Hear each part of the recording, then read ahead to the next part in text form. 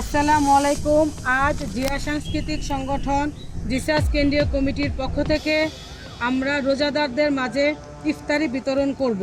সেই জন্য আজ আমরা শহীদ প্রেসিডেন্ট জিয়াউর রহমান ও মরহুমা বেগম খালেদা জিয়ার মাজারে এসেছি ওনার কবর জিয়ারত করার জন্য, এবং এই কবর জিয়ারতের পর আমরা ইফতার বিতরণ কার্যক্রম শুরু করব জিসাসের পক্ষ থেকে, জিসাসের সকল নেতাকর্মীদেরকে নিয়ে। বিসমিল্লাহির রহমানির রহিম।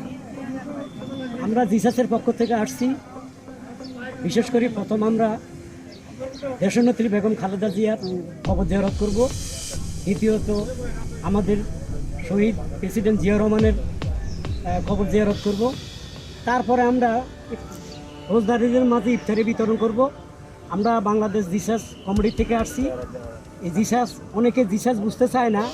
জিসাস একটা, জাসাস একটা।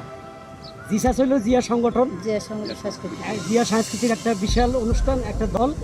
আর এই দলের আমাদের সাধারণ সম্পাদক জাহাঙ্গীর ভাই আছেন, আমাদের সভাপতি ম্যাডাম আছেন, ইভা ম্যাডাম।